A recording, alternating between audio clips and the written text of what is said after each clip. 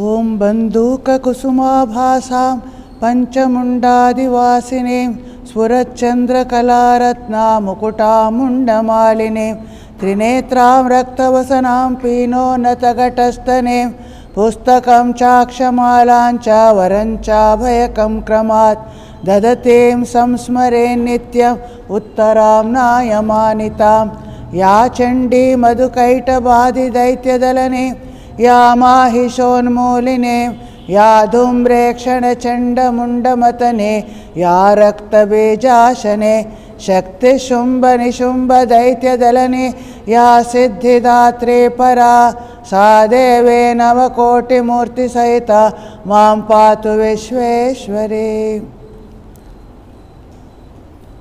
మనం ఉత్తర చరిత్రలో 5వ అధ్యాయం చదువుతున్నాము. ప్రథమ అధ్యాయం మధ్యమ చరిత్రం, ప్రథమ అధ్యాయం మధ్యమ చరిత్రం కూడా అయింది. ఇప్పుడు ఉత్తర చరిత్రం. ఇక్కడ ప్రతి ఒక్క చరిత్రలో కూడా ఈ జగన్మాత దేవి ఎలా ఆవిర్భవించింది ఒక్కొక్కటిలో ఒక్కొక్క విధంగా మనం చూస్తాం. ఇప్పుడు ప్రథమ చరిత్రంలో చూస్తే దేవి ఆవిర్భవానికి ముందు బ్రహ్మదేవుడు ఈ అసురులు మధుకైటవులో ఆయనని హతమార్చడానికి వచ్చినప్పుడు భయం పడి స్తోత్రం చేశాడు. అంటే దేవి ఆవిర్భవానికి ముందు దేవి ఆవిర్భవించాలి అని కోరుకొని స్తోత్రం చేసి ఆ దేవి అప్పుడు ప్రత్యక్షమై మహావిష్ణుని ఆ యోగ నిద్ర నుంచి జాగ్రత్తం చేసి ఆయన యుద్ధం చేసేటట్లు చేసింది. అదే మధ్యమ చరిత్రంలో చూస్తే దేవి ఆవిర్భవానికి ముందు స్తోత్రం రాదు. దేవి ఆవిర్భావం అక్కడ ఎలా జరుగుతుంది అంటే దేవతలందరూ వెళ్ళి బ్రహ్మదేవుడితో వారు వెంట పెట్టుకొని వెళ్ళి విష్ణు శివుడి దగ్గరికి వెళ్ళి ప్రార్థించినప్పుడు అప్పుడు అందరితో ఒక తేజస్సు బయటికి వచ్చి ఆ తేజోమయ మూర్తి ఆ జగన్మాతగా కనిపిస్తుంది. ఆ జగన్మాత ఇలా సర్వదేవదేవమై అయిన జగన్మాత అసురుని ఆ మహిషాసురుని సంహరించిన తరువాత శక్రాది దేవతలు ఇంద్రాది దేవతలు ఆమెను స్తుతిస్తారు. అంటే మొదటి చరిత్రలో దేవి ఆవిర్భవానికి ముందు స్తోత్రం వస్తుంది. కానీ మధ్యమ చరిత్రలో అలా కాదు. దేవి ప్రత్యక్షమై శరీర ధారణ చేసి అసురుని సంహరిస్తుంది. సంహరించిన తర్వాత ఈ శక్రాది దేవతలు ఆనందంతో వారు అమ్మని సంతుష్టం చేయాలి, ఆమెని పూజించి ఆమెకి ఆరాధిస్తారు. ఇంకా ఉత్తమ చరిత్రలో చూస్తే ఏమవుతుంది అంటే 2 స్తోత్రాలు వస్తాయి ఇక్కడ. ఒకటి దేవి ప్రత్యక్షమయ్యే ముందు వస్తుంది, ఇంకొకటి దేవి ఆవిర్భవించిన తరువాత వస్తుంది. అంటే ఎప్పుడైతే శుంభాది దైత్యులు చాలా ప్రబలంగా అయి చాలా పరాక్రమశాలిలు దేవతలని ఇంద్రులను అందరినీ వారి స్వర్గం నుంచి వారి స్థానచ్యుతులుగా చేసి వారి పొజిషన్ అంతా వారే తీసుకొని యజ్ఞ ఆవిర్భావాన్ని కూడా వారే స్వీకరించి వారిని చ్యుతులా చేస్తారు. దేవలోకం ఉండడానికి వారికి స్థానం లేకపోయింది, వారి పొజిషను పవరు అంతా పోయింది. అప్పుడు వారు మహిషాసుర మర్దిని అయిన దేవి వారికి ఇచ్చిన వాగ్దానాన్ని వారు గుర్తుకు తెచ్చుకున్నారు. అప్పుడు మహిషాసుర మర్దిని వారికి మీకు ఏది వరం కావాలంటే కోరుకోండి చెప్పినప్పుడు వీరు ఆ మహిషాసురుని మేము హతమార్చడంలోనే మన అవసరం తీరిపోయింది, నాకు ఏది కావాలో నువ్వు చేసేసావు, అయినా ఏదైనా వరం నీకు ఇవ్వాలి అని కోరిక ఉంటే భవిష్యత్తులో కూడా ఆపద విపదలు మనకు వచ్చినప్పుడు ఎప్పుడైతే నిన్ను ప్రార్థిస్తామో అప్పుడప్పుడు నువ్వు వచ్చి మమ్మల్ని సంరక్షించాలి, అలాంటి వరాన్ని వారు కోరుకున్నారు. దానికి తథాస్తు అని దేవి చెప్పింది. సో దానికి తర్వాత ఇప్పుడు వారికి మరలా విపద వచ్చింది. ఈ శుంభ నిశుంభ వీరు ఈ అసురులు చాలా పరాక్రమశాలిగా అయిపోయారు.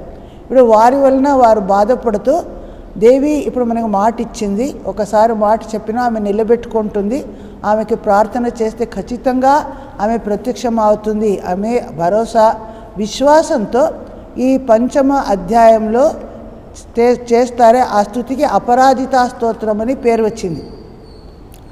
అదే దేవి ఆవిర్భవించిన తరువాత అసురులను నిధనం చేసిన తరువాత మరలా వారు దేవికి ఇంకో స్తోత్రం చేస్తారు. అది నారాయణీ స్తోత్రం అని విఖ్యాతంగా ఉంది. నారాయణీ స్తోత్రం. ఆ స్తోత్రం 11వ చాప్టర్లో వస్తుంది. ఇప్పుడు మా 5వ చాప్టర్లో ఉత్తర చరిత్రంలో దేవి ఆవిర్భావానికి ముందు వచ్చే స్తోత్రాన్ని చదువుతున్నాం.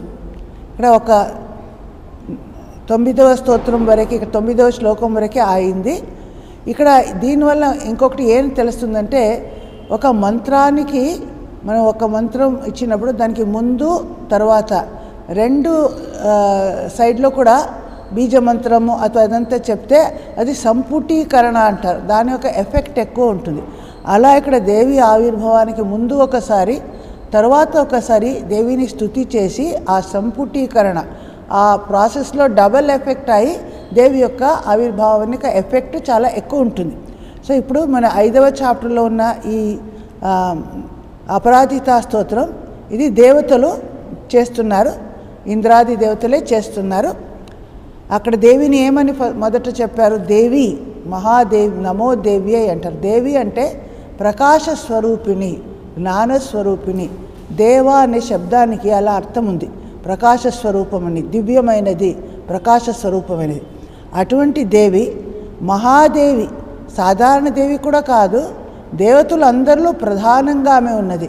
సాధారణంగా చిన్న చిన్న దేవతలు ఇంద్ర, యమ, వరుణ చాలామంది ఉన్నారు. అలా కాదు, ఈమె ప్రధానం అందరిలో. అందుకే మహాదేవి అంటారు. తర్వాత శివాయే అని చెప్పాము, అంటే మంగళకరంగా ఉంటుంది. ఆమె అందరికీ మంచిది చేస్తుంది, శుభం చేస్తుంది, కలుగుతుంది. అలాగే ప్రకృతి, ఆమె ప్రకృతి స్వరూపిణి, అంటే ఈ సృష్టి చేస్తుంది ఆమె. ప్రకృతి అంటే ఈ ఏది సృష్టి చేస్తుందో దానికి ప్రకృతి అంటాము. సో ఈ మహాప్రకృతి రూపిణి, దాని నుంచే ఈ జగత్తంతా ఉద్భవించింది. ప్రకృతి రూపంలో ఉన్న శక్తి అంటే సృష్టి రూప శక్తి ఆమె అని చెప్తున్నారు. అలాగే భద్రాయై అని చెప్పినప్పుడు ఆమె స్థితి రూపంలో ఉన్న శక్తిగా పరిపాలన చేస్తుంది అని అర్థం. ఎవరైతే సృష్టి చేశారో ఆమెనే పరిపాలన కూడా చేస్తున్నారు. అలా ఎప్పుడైతే మనం చాలా నియమంగా ఆమెని ప్రార్థిస్తామో, ఆమెని సమాహిత చిత్తంతో ఆరాధిస్తామో, ప్రణతులై ప్రణామం చేసి ప్రార్థిస్తామో, అప్పుడు ఆమె కృపతో మనకి ఇలా ఆశీర్వాదం చేస్తుంది అని. అది తర్వాత మన 10వ శ్లోకం నుంచి ఈరోజు చదువుతున్నాము. రౌద్రాయై నమో నిత్యాయై గౌర్యై ధాత్రై నమో నమః జ్యోత్స్నాయై చేందురూపిణ్యై సుఖాయై సతతం నమః కళ్యాణ్యై ప్రణతావృద్ధ్యై సిద్ధ్యై కుర్మో నమో నమః నైరత్యై భూభృతాం లక్ష్మ్యై శర్వాణ్యై తే నమో నమః దుర్గాయై దుర్గపారాయై సారాయై సర్వకారిణ్యై ఖ్యాత్యై తథైవ కృష్ణాయై ధూమ్రాయై సతతం నమః అతి సౌమ్యాతి రౌద్రాయై నతాస్తస్యై నమో నమః నమో జగత్ప్రతిష్టాయై దేవ్యై కృత్యై నమో నమః.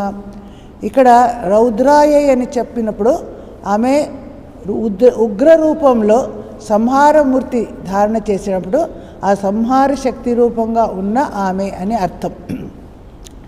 అంటే ఎప్పుడైతే సృష్టి కలుగుతుందో, స్థితి కలుగుతుందో, సంహారం కలుగుతుందో, ఈ మూడిటి వెనుక ఆమె జగన్మాతయే ఉన్నది. ఆమె యొక్క శక్తి పనిచేస్తుంది అని చెప్తున్నారు. నిత్యాయే అంటే సనాతన స్వరూపిణి ఆమె. గౌరీ అంటే గౌరవర్ణం, చాలా చూడడానికి బాగా అందంగా ఉంటుంది, గౌరవర్ణంతో ఉంటుంది. ధాత్రై నమో నమః. ధాత్రై అంటే జగద్ధాత్రి, జగత్తునంతా ధరించి ఉన్నది అని. ఇంకా జ్యోత్స్న అంటే చంద్రకిరణాలు. చంద్రకిరణం ఎలా శీతలంగా ఆహ్లాదకరంగా ఉంటుందో అలా దేవి ఒక ప్రభావం అలా ఉంటుంది. ఇందురూపిణి, చంద్రరూపిణి, చంద్రకిరణ రూపిణి. చూడడానికి అలా అత్యంత సౌందర్యము ఉంటుంది, అందరికీ చాలా సూదింగా ఆమె యొక్క బ్యూటీ అనేది అలా ఉంటుంది. సుఖాయై సతతం నమ, ఎప్పుడూ అందరికీ ఆమె మన అందరికీ సుఖాన్ని ఇస్తుంది. కళ్యాణ స్వరూపిణి ఆమె, కళ్యాణి అని చెప్తున్నాము. అలా వృద్ధి అంటే ఆమె వృద్ధి, మన అన్ని మనలో ఉన్న అన్ని ధనము జ్ఞాని అభ్యుదయం, మన ఈ జగత్తులో సమృద్ధి మనకి కలగాలంటే, అన్నీ మనకి ఎక్కువగా ఉండాలంటే అప్పుడు ఆమెను మనం ప్రార్థించాలి అని చెప్తున్నారు. సమృద్ధి స్వరూపిణిగా ఆమె ఉన్నది. అలాగే సిద్ధ్యై అంటే సిద్ధిదాత్రి, మనం ఏదైనా ప్రయత్నాలు చేసినప్పుడు కొత్తగా ప్రతి దానిలో మనకి అది సంసిద్ధి కలగాలంటే ఆమె కృప మనకి ఉండాలి. ఇటువంటి జగన్మాతకి కూర్మో నమోన పునః మరలా మనం ప్రణామం చేస్తున్నాము. అలాగే నైరుత్యై లక్ష్మి, ఇక్కడ 2 వర్డ్ వస్తుంది. నైరుత్య అంటే ఆమె అలక్ష్మీ రూపంలో ఉన్నది, ఇంకా లక్ష్మి అంటే లక్ష్మీ రూపంలో ఉంటుంది. అంటే ఆమె పాజిటివ్ నెగటివ్ 2 ఎనర్జీ రూపంలో ఉన్నది ఆమె అని తెలుసుకోవాలి. అంటే జగత్తులో ఎలా సంహారమూర్తి సర్వనాశకరి అవుతుందో అప్పుడు మనకి అలక్ష్మి అనిపిస్తుంది. అదే స్థితి పాలన చేసినప్పుడు సృష్టించినప్పుడు ఆమె మనకి మంచిగా ఆనందదాయకంగా శుభప్రదంగా ఉంటుంది, అప్పుడు లక్ష్మిగా ఉన్నది అని అనుకుంటాం. సమృద్ధి కలిగిస్తుంది. ఈ రెండిటికి వెనుక ఆమెనే ఉంటుంది. అంటే అలక్ష్మి మళ్ళీ లక్ష్మి 2 రూపాలని ధరించిన భూభృత అంటే ధరించినది నువ్వే. మళ్ళీ వారి శర్వాణి అంటే శివశక్తి రూపిణిగా ఉన్నవే, అది కూడా నువ్వే అని ఇలా విభిన్న నామాలతో దేవిని ఇక్కడ స్తుతిస్తున్నారు దేవతలు. దుర్గా అని ఆమెకి పేరు ఎందుకు వచ్చింది? దుర్గా అంటే ఎవరిని మనం దగ్గర వెళ్ళడం చాలా కష్టం, ఈజీగా మనం చూడలేము, చాలా సాధన చేసిన తర్వాత ఆమె కృపతో చూస్తాం. అందుకే దుర్గమమైన ప్రదేశం అంటే అక్కడ వెళ్ళడం ఈజీ కాదు. ఇప్పుడు హిమాలయ చాలా దుర్గమ ప్రదేశం, వెళ్ళడం కష్టం. అలాగే దుర్గా అనే జనకి ఆమెని పొందాలి, ప్రాప్తించుకోవాలి, దర్శనం చేసుకోవాలి అంటే మనం చాలా సాధన చేయాలి, కష్టపడాలి, అంత ఈజీగా అవదని అర్థం. అంతే ఆమె దుర్గ పారాయి అని కూడా చెప్తున్నారు. ఈ సంసార సాగరం అనేది దుర్గమమైన ఈ సంసార సాగరాన్ని తరించడానికి ఆమె మనకి పూర్తిగా సహాయం చేస్తుంది. ఆమె శరణాగతులైతే ఆమె మమ్మల్ని రక్షిస్తుంది. ఆమె సారస్వరూపిణి, అన్నిటికీ ఆమె సారస్వరూపిణిగా ఆమె ఉన్నది. ఎసెన్స్ అంటే ప్రతి ఒక్క దానిలో సారస్వరూపిణి ఆమె. అలాగే ఇంకో అర్థం బలవతి అని కూడా చెప్తున్నారు. సార అంటే బలంగా ఉంటుంది అని. సర్వకారిణి అంటే అన్ని ఏం మన పని చేసినా ఏం కృత్యాలు అన్ని వెనుక ఆమె శక్తి కావాలి. ఖ్యాతి మన పేరు ప్రతిష్ట ప్రఖ్యాతి మనకి వస్తే అది ఎవరి వలన వస్తుంది? ఆ జగన్మాత కృప వలనే వస్తుంది. కొందరు చాలా పని చేసినా వారికి ఏం ప్రఖ్యాతి రాదు, కొందరు కొంచెం చేసే వారికి ఫేమస్ అయిపోతారు. అంటే భగవతి కృప ఉంటేనే ఇవంతా జరుగుతుంది మనం తెలుసుకోవాలి. ఒకరు ఖ్యాతులు ప్రఖ్యాతులు అవ్వాలంటే దానికి కూడా భగవతి కృప కావాలి. ఇంకా ఖ్యాతి అనే శబ్దానికి ఇంకో అర్థం కూడా ఉంది. వేదాంతంలో మన దర్శన శాస్త్రాల్లో విభిన్న థియరీస్ ఉన్నాయి. అవన్నీకి ఖ్యాతి అనే పేరు వస్తుంది. ఇప్పుడు ఉదాహరణకి అద్వైతవాదంలో అనిర్వచనీయ ఖ్యాతి అని ఉంది. అలాగే శూన్యవాదంలో అసంఖ్యాతి అని ఉంది. అలాగే విజ్ఞానవాదంలో ఆత్మఖ్యాతి. ఇలా ఒక్కొక్క మన రిలీజియన్ ఒక్కొక్క దర్శన శాస్త్రానికి ఒక్కొక్క థియరీ ఉంటుంది.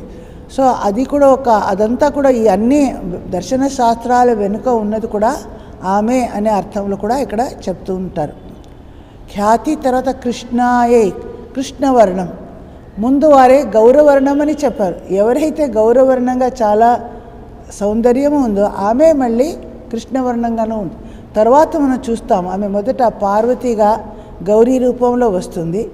ఆ తర్వాత దేవతలు ప్రార్థించిన తర్వాత ఆమె శరీరం నుంచి కౌశికి రూపంలో బయటికి వచ్చేస్తే తర్వాత అప్పుడు ఆమె నల్లగా అయిపోతుంది, కాళీ రూపంలో ఉంటుంది. ఆమెకి 2 రూపాలు కూడా ఉన్నాయి, గౌరవర్ణము మళ్ళీ కాళీ రూపం నల్లగా ఉంటుంది.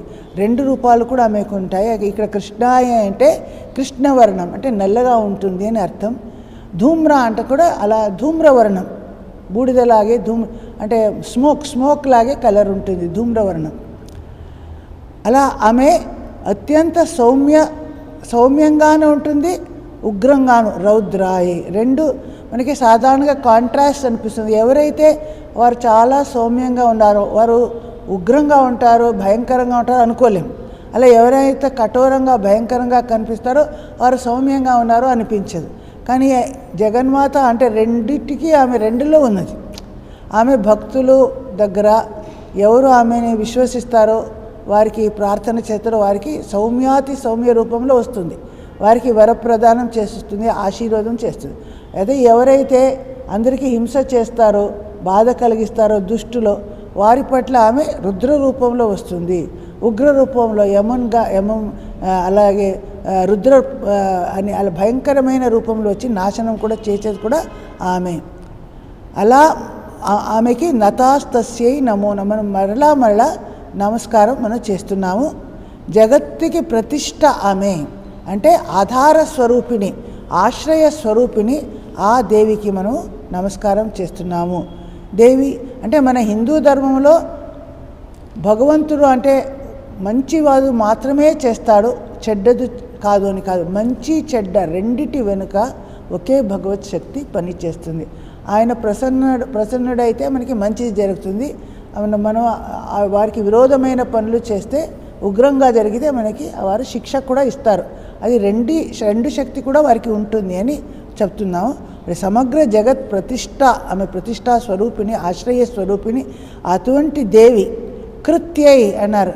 అంటే అన్ని కార్యకలాపాలు మనం ఏం చేస్తామో అన్నిటికీ ఆమె శక్తి ఇస్తుంది. చేయడానికి మనకి శక్తి ఎలా వస్తుంది? ఏ పని చేయాలంటే అది దాని వెనుక ఆమె శక్తి ఇస్తేనే మనం చేయగలుగుతాం. అందుకే అన్ని ప్రతి ఒక్క క్రియాకలాపాన్ని వెనుక ఆమె ఉన్నది అని తెలుసుకోవాలి. తర్వాత దేవిని విభిన్న ఆమె ఈ సమగ్ర జగత్తులో ఆమె వ్యాపించి ఉంది. ప్రతి ఒక్క వ్యక్తిలో ఆమె ఉన్నది. ఆమె ఒక్క విధంగా చూస్తే జగత్ సర్వత్రము ఆమె ఉన్నది. అదే ప్రతి ఒక్క వ్యక్తి అంతరాత్మ రూపంలో మన లోపల ఎన్నో మంచి గుణాలు ఉన్నాయి. ఆ గుణాల రూపాలు ఉన్నది కూడా ఆమె. అలా దేవి సర్వభూతేషు అన్నప్పుడు సమగ్ర భూతాలలో అంతర్యామినిగా ఆమె ఉన్నది అని చెప్తున్నారు. ఆమె ఏదో ఒక్క వ్యక్తి కాదు, ఈ జగత్తులో మన బహురూపంలో చూస్తాము, కానీ వెనుక ఉన్న భగవతి అది ఒక్కటే. ఇక్కడ మన స్త్రీ రూపంలో చూస్తున్నాము. ఇదే మనం భగవద్గీతలో చూస్తే క్షేత్రజ్ఞం చాపి మాం విద్ధి సర్వక్షేత్రేషు భారత అని శ్రీకృష్ణుడు చెప్తాడు. క్షేత్రం అనేది చాలా మనుషులు, ప్రాణులు. వెనుక ఉన్న క్షేత్రజ్ఞం ఒక్కరే, అంటే భగవంతుడు ఒక్కరే. ఈ విభిన్న ప్రాణి, పశు, పక్షి, వస్తువుల వెనుక ఉన్నారు. అలాగే ఇక్కడ కూడా సర్వభూతేషు అంటే జీవభూతాలు అందరి వెనుక ఉన్నది ఒకే దేవి ఉన్నది. మన ప్రపంచం అనేది నానా రూపంలో చరాచరాత్మకమైన బహురూపంలో మనకు కనిపిస్తుంది, స్థావర జంగమ అంట. కానీ దేవి మాత్రం ఒకే ఒక్క పరమాత్మ శక్తి వెనుక ఉంది. ఇక్కడ ఈ దేవి భాగవతంలో, ఈ దేవి మహాత్మలో అదని స్త్రీ రూపంలో మనం పూజిస్తాం. ఇంకా అలాగే వేరే విష్ణు భాగవతంలో విష్ణు రూపంలో చేస్తాం. అయితే ఉన్నది ఒక్కటే శక్తి. ఈ బ్రహ్మ శక్తి రెండు అభేదమని శ్రీరామకృష్ణులు చాలాసార్లు చెప్పారు. ఇక్కడ విష్ణుమాయా రూపంలో ఉన్నది అంటున్నారు. యా దేవి సర్వభూతేషు విష్ణుమాయేతి శబ్దిత నమస్తస్యై నమస్తస్యై నమస్తస్యై నమో నమః. యా దేవి సర్వభూతేషు చేతనేత్యభిధీయతే నమస్తస్యై నమస్తస్యై నమస్తస్యై నమో నమః.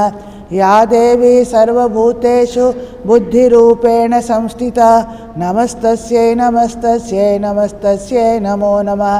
యా దేవి సర్వభూతేషు నిద్రారూపేణ సంస్థిత నమస్తస్యై నమస్తస్యై నమస్తస్యై నమో నమః. యా దేవి సర్వభూతేషు క్షుధారూపేణ సంస్థిత నమస్తస్యై నమస్తస్యై నమస్తస్యై నమో నమః. యా దేవి సర్వభూతేషు ఛాయారూపేణ సంస్థిత నమస్తస్యై నమస్తస్యై నమస్తస్యై నమో నమః. యా దేవి సర్వభూతేషు శక్తిరూపేణ సంస్థిత నమస్తస్యై నమస్తస్యై నమస్తస్యై నమో నమః. ఇక్కడ ఎలా జగన్మాత విభిన్న ప్రాణులలో సర్వభూతేషు అంటే అందరిలో, ఇంకా సర్వభూతేషు అంటే పంచమహాభూత, దానికి కూడా భూత అంటాము. అది పృథివీ, ఆప, తేజ, మరుత్తాకాశ. ఈ పంచమహాభూతాల వెనుక కూడా ఉన్నది ఆమె. అలాగే భూత అనేది ఇంకొకటి ప్రాణులు, మనుషులు, వాళ్ళందరికీ భూతాలు అంటాం. శివుడికి భూతేశ్వర అంటారు. అంటే సమస్త జీవ జంతువుల మధ్య ఉన్నది ఆమె. విష్ణు మాయా రూపంలో ఉన్నది అంటున్నారు. అంటే ఆమె యోగమాయ, మహామాయ, విష్ణుమాయ ఇలా విభిన్న పేర్లలో ఆమెని పిలుస్తారు.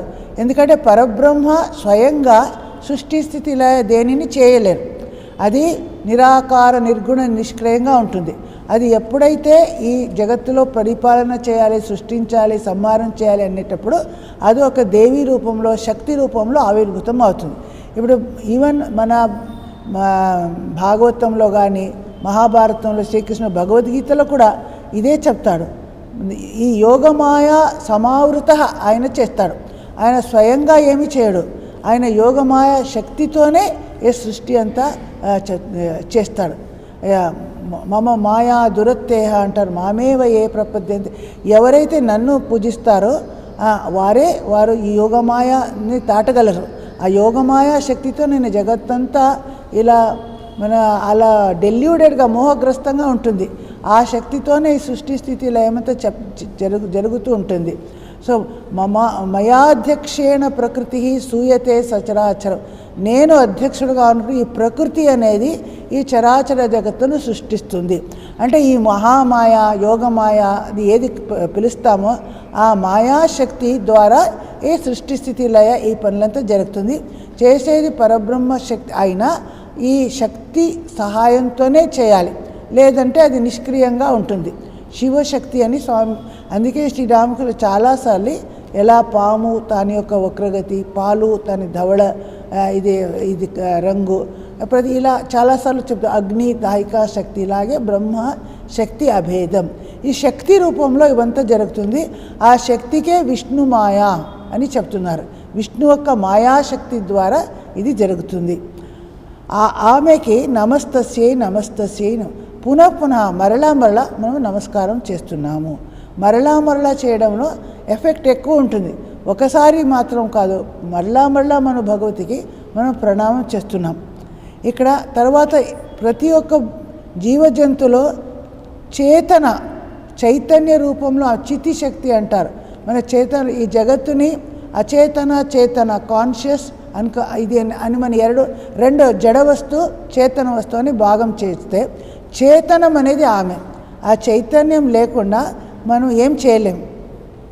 ప్రతి ప్రాణం వెళ్ళిపోయినప్పుడు ఒక డెడ్ బాడీ లాగే పడి ఉంటాం. అది కదలలేము, మాట్లాడలేము, చూడలేము, ఏమీ చేయలేము.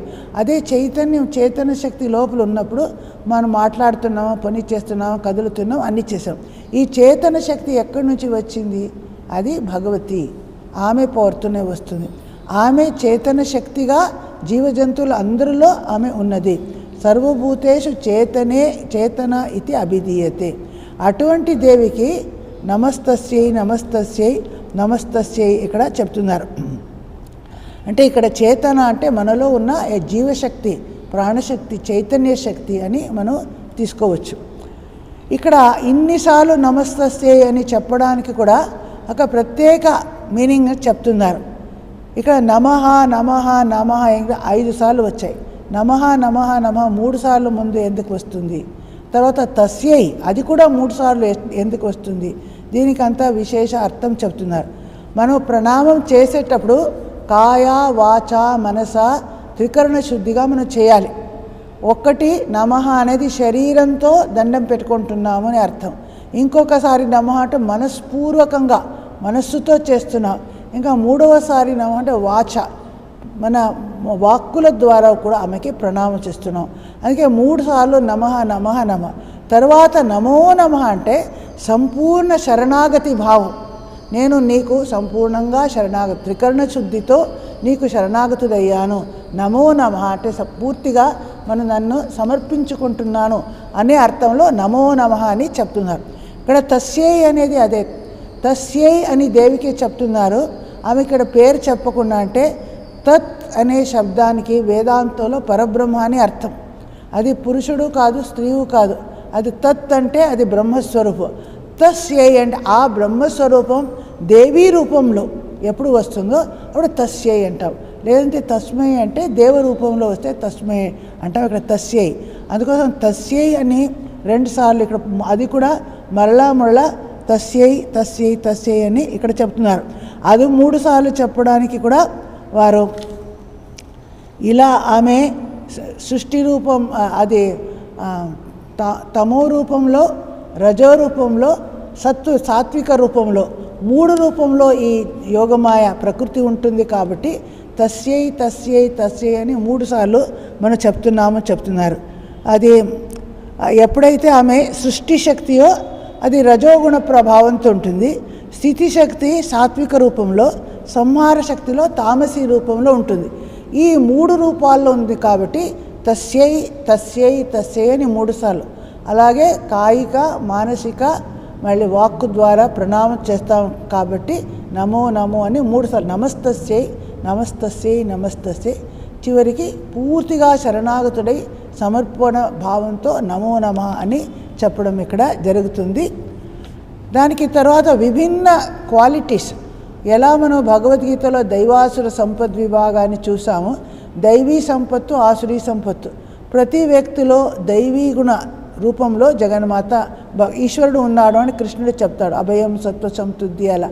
అలాగే ఆసురీ గుణాలు, దాని వెనుక కూడా భగవంతుడే ఉన్నాడు. ఇక్కడ కూడా అలాగే సర్వభూతేషు బుద్ధి రూపేణ సంస్థిత. కొన్నిసార్లు మన చాలా బుద్ధిమంతులు అని అహంకారం పడతాం.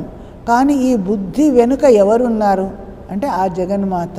ఆ బుద్ధిని సరైన దారిలో నడిపేది ఎవరు అంటే ఆమె జగన్మాత శక్తి. బుద్ధి ఉన్నా అది మంచి బుద్ధి ఉండాలి, చెడ్డదారికి వెళ్ళకూడదు. అది జగన్మాత కృప ప్రార్థిస్తేనే మనం సరైన దారిలో వెళ్తాం. లేదంటే మనం ఎక్కడో తప్పుద్రోవలు వెళ్ళిపోవచ్చు. సో బుద్ధి రూపంలో మనకి మార్గదర్శనం చేస్తున్నది, మన వెనుక ఉన్నది అంటే ఆ జగన్మాత. అటువంటి దేవికి సద్బుద్ధి మనకి ఇవ్వు, సాత్విక బుద్ధి ఇవ్వు, ఉన్న ఆధ్యాత్మిక బుద్ధి ఇవ్వు అని మనం ప్రార్థించాలి. ఇంకా నిద్రారూపేణ, ఇలా ఎలా మనం అన్నాం పాజిటివ్గా ఎలా ఉంది, నిద్రారూపంలో అంటే తమో గుణం అది అయితే అది కూడా మనకి అవసరమే. మనం చాలా టైర్డ్గా అలసిపోయినప్పుడు పడుకొని నిద్రపోతే మనకి రిఫ్రెష్ అయిపోతాం.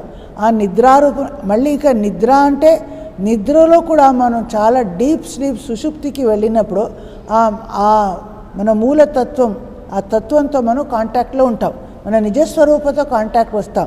ఇక్కడ నిద్రారూపేణ అని అలా అర్థంలో కూడా వారు చెప్తున్నారు.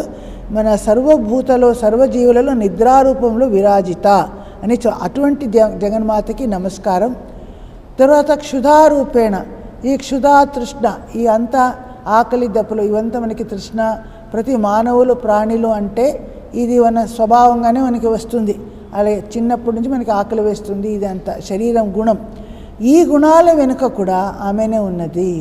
క్షుధా ఎలా ఉంటుంది, అది క్షుధారూపంలో ఉన్నది కూడా నువ్వే అని అంటే అన్నిట్లో జగన్మాతను మనం చూస్తున్నాం. బాహ్య జగత్తులో ఎలా ప్రతి జీవజంతువులు ఉన్నారో ప్రతి ఒక్క వ్యక్తి వెనుక ఉన్న శక్తిగా ఆమెని మనం ఇక్కడ ప్రార్థిస్తాము.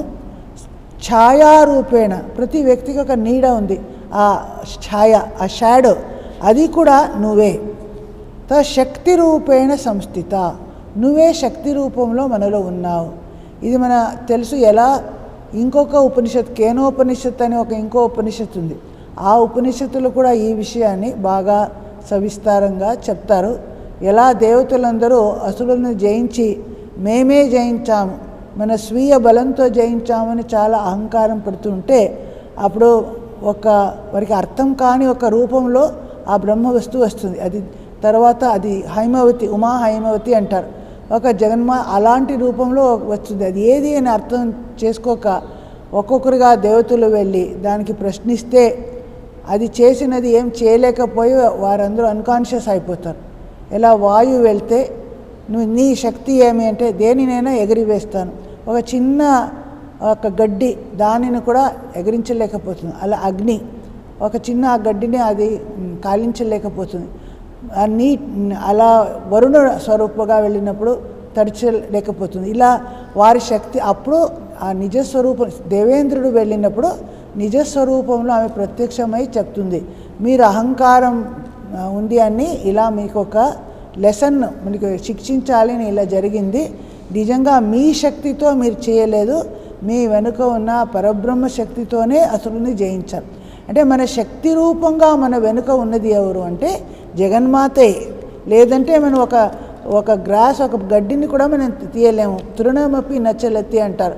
ఒక తృణాన్ని మనం మూవ్ చేయలేము ఆమె ఇచ్ఛ లేకుండా. వారిచ్ఛతోనే అన్నీ జరుగుతుంది. యాదేవి సర్వభూతేషు తృష్ణారూపేణ సంస్థిత. తృష్ణ ఈ రూపంలో కూడా ఉన్నది నువ్వే. యాదేవి సర్వభూతేషు క్షాంతి రూపేణ సంస్థిత. నమస్తస్యై నమస్తస్యై నమస్తస్యై నమో నమః. యాదేవి సర్వభూతేషు జాతి రూపేణ సంస్థిత. నమస్తస్యై నమస్తస్యై నమస్తస్యై నమో నమః. యాదేవి సర్వభూతేషు లజ్జారూపేణ సంస్థిత. నమస్తస్యై నమస్తస్యై నమస్తస్యై నమో నమః. యాదేవి సర్వభూతేషు శాంతిరూపేణ సంస్థిత. నమస్తస్యై నమస్తస్యై నమస్తస్యై నమో నమః. యాదేవి సర్వభూతేషు శ్రద్ధారూపేణ సంస్థిత. నమస్తస్యై నమస్తస్యై నమస్తస్యై నమో నమః. యాదేవి సర్వభూతేషు కాంతిరూపేణ సంస్థిత. నమస్తస్యై నమస్తస్యై నమస్తస్యై నమో నమః. యాదేవి సర్వభూతేషు లక్ష్మీరూపేణ సంస్థిత. నమస్తస్యై నమస్తస్యై నమస్తస్యై నమో నమః. యాదేవి సర్వభూతేషు వృత్తిరూపేణ సంస్థిత. నమస్తస్యై నమస్తస్యై నమస్తస్యై నమో నమః. యాదేవి సర్వభూతేషు స్మృతిరూపేణ సంస్థిత. నమస్తస్యై నమస్తస్యై నమస్తస్యై నమో నమః. యాదేవి సర్వభూతేషు దయారూపేణ సంస్థిత. నమస్తస్యై నమస్తస్యై నమస్తస్యై నమో నమః. యాదేవి సర్వభూతేషు తుష్టిరూపేణ సంస్థిత. నమస్తస్యై నమస్తస్యై నమస్తస్యై నమో నమః. యాదేవి సర్వభూతేషు మాతృరూపేణ సంస్థిత. నమస్తస్యై నమస్తస్యై నమస్తస్యై నమో నమః. యాదేవి సర్వభూతేషు భ్రాంతిరూపేణ సంస్థిత. నమస్తస్యై నమస్తస్యై నమస్తస్యై నమో నమః. ఇక్కడ ప్రతి ఒక్క శ్లోకంలో ఎలా విభిన్న క్వాలిటీస్ మన గుణాల రూపంలో ఉన్నది. మనలో ఉన్న తృష్ణ, ఎలా ఆకలి దప్పులు, అంత దాహం, అది కూడా ఆమె వలనే. క్షాంతి అంటే క్షమారూపంలో ఉన్నది. అంటే క్షమ అంటే ఏమిటి? ఎవరైనా మనకి ఏదైనా కష్టాలు ఇచ్చినా, బాధ కలిగించినా ప్రతీకారం చేయాలి అని అనిపించకూడదు. అది క్షమ. ఏది చేసినా దానిని మనం ఇగ్నోర్ చేస్తాం. మనకు క్షమాగుణం ఉంది, కలిగి ఉంది. ఎలా శారదాదేవిని చూస్తాము, ఎవరు ఎంత కష్టం ఇచ్చినా ఆమె పూర్తి క్షమాగుణం ఆమెలో చూస్తాం. దానికి క్షమాగుణం. దీని వెనుక కూడా ఆ జగన్మాత ఉన్నది. అలాగే జాతి రూపేణ అంటారు. జాతి అంటే విభిన్న అర్థాలు ఉన్నాయి. మనుష్యులు, ప్రాణి ఇత్యాది జాతులు. అత మానవులలే బ్రాహ్మణ, క్షత్రియ, వైశ్య, శూద్ర జాతి భేదం అంటారు. ఇలాంటి విభిన్న జాతి రూపంలో మనం విభాగం చేస్తున్నామే. ఈ అన్నిటికీ వెనుక ఎవరున్నారు? అది కూడా ఆమెనే. అలా లజ్జారూపేణ సంస్థిత. ఆమె మనలో ఉన్న లజ్జ, ఒక మోడెస్టీ, ఒక సిగ్గు, అది అంటే మంచి వంశంలో జన్మించిన వాళ్ళకి, ఒక కులీన వంశంలో ఏదైనా తప్పు పని చేయాలి, చెడ్డ పని చేయాలంటే అది అట్టుకోండి, మనం చేయలేం. ఒక లజ్జ. ఎవరు ఏమనుకుంటారో, నేను ఇంత మంచి వ్యక్తి అయి నేను ఇలాంటి పని చేయగలనా అని ఒక లజ్జ ఉంటుంది. అంటే అది మంచిది. లజ్జ అనేది వీక్నెస్ కాదు. ఇక్కడ లజ్జ అనేది ఒక మంచి క్వాలిటీ లాగే తీసుకుంటున్నారు. అంటే చెడ్డ పని చేయడానికి మనకు ఒక లజ్జ ఉండాలి అనేది చెప్తారు. అది ఆ స్వరూపంలో కూడా ఆమె ఉన్నది. అలాగే సర్వభూతేషు శాంతి రూపేణ సంస్థిత. మన అందరికీ కావాల్సింది శాంతి. ఆ శాంతి రావాలంటే ఆమె కృపనే కావాలి. పరమశాంతినిచ్చేది ఆమెనే. అందుకోసం ఆమెను మనం ప్రార్థించాలి ఎప్పుడు. ఇంకా శ్రద్ధారూపేణ సంస్థిత. ప్రతి ఒక్క వ్యక్తిలో శ్రద్ధ ఉంటేనే మనం ఏదైనా మనం సాధించగలుగుతాము అంటారు. ఈ శ్రద్ధ అనే శబ్దానికి చాలా గభీరమైన డీప్ మీనింగ్ ఉంటుంది. స్వామి వివేకానంద అంటారు, దీనిని ఇంగ్లీష్లో ట్రాన్స్లేట్ చేయలేము అని చెప్పారు. అంటే సాధారణంగా నమ్మకం అని, విశ్వాసం అని అనుకోండి, దానికంటే ఎక్కువగా ఉంటుంది. ఆస్తిక్య బుద్ధి అంటారు. భగవంతుడు ఉన్నాడు అనే అస్థికి ఉన్నాడు అనే ఒక విశ్వాసం ఉంటుంది. తర్వాత గురువు వాక్యే శ్రద్ధ, గురువులు చెప్పిన మాటలను మనం వినాలి అని అలా. శాస్త్రవాక్యే శ్రద్ధ, శాస్త్రాలు చెప్పాయి ఇవి సత్యం అని మనకి నమ్మకం. అలా భగవంతుడు ఉన్నాడు అనే నమ్మకం. అలాగే ఆత్మశ్రద్ధ అని స్వామీజీ యాడ్ చేస్తారు. అరే నేను చేయగలను అని ఒక విశ్వాసం. ఇలాంటి ఇదన్నిటికీ శ్రద్ధ అనే శబ్దానికి నచికేతుడు ఆ కఠోపనిషత్తులో శ్రద్ధావివేశ అని వస్తుంది. ఎప్పుడైతే తండ్రి అలాంటి ఆవులని దానం చేస్తున్నారు, అంటే రోగం వచ్చినది ముసలి అయిన ఆవులని, అది చూసి ఆయన మనసుకి చాలా కష్టం అనిపించిందండి. ఆయన మనసులో శ్రద్ధ ప్రవేశించింది. అంటే ఇలాంటిది చేయకూడదు, నేను మంచిది చేయాలి, దానం ఇచ్చినా మంచిది ఇవ్వాలి. ఇది కూడా ఒక శ్రద్ధ అవ్వాలని. ఏ పని చేసినా శ్రద్ధతో పని చేయాలి, ఎలాగెలాగో చేయకూడదు. అది శ్రద్ధతో చేస్తే దాని ఫలం బాగుంటుంది. సో శ్రద్ధారూపంలో ఉన్నది కూడా ఆమె అని చెప్తున్నారు. అలాగే కాంతి రూపేణ, ఒక వ్యక్తిలో ఉన్న ఆ కాంతి చూడడానికి ఒక బ్రైట్నెస్, ఒక తేజస్సు, ఒక మంచి జీవితాన్ని జరిపిన వాళ్ళు సత్వప్రధానంగా వాళ్ళ ఒక కాంతి ఉంటుంది. అది ఆ కాంతి కూడా అది ఆమె వలన వస్తుంది. ఇక లక్ష్మీ రూపేణ సంస్థిత, మనలో ఉన్న ఆ లక్ష్మి సర్వ ప్రాణులలో ఆమె ధన సంపద ఇత్యాది రూపంలో, సమృద్ధి రూపంలో, లక్ష్మీ రూపంలో ఉన్నది అని చెప్తున్నారు. తర్వాత వృత్తి రూపేణ, మనం ఏదైనా ఈ జగత్తులో ఉండాలంటే విభిన్న వృత్తులు పనులు చేయాలి. అయితే కృషి, గోరక్ష, వాణిజ్య ఇలా చెప్తున్నారు. విభిన్న మనం వృత్తులను మనం ఆధారం చేసుకొని మనం డబ్బు అర్న్ చేస్తాము, ఈ జీవితాన్ని గడపగలుగుతాం.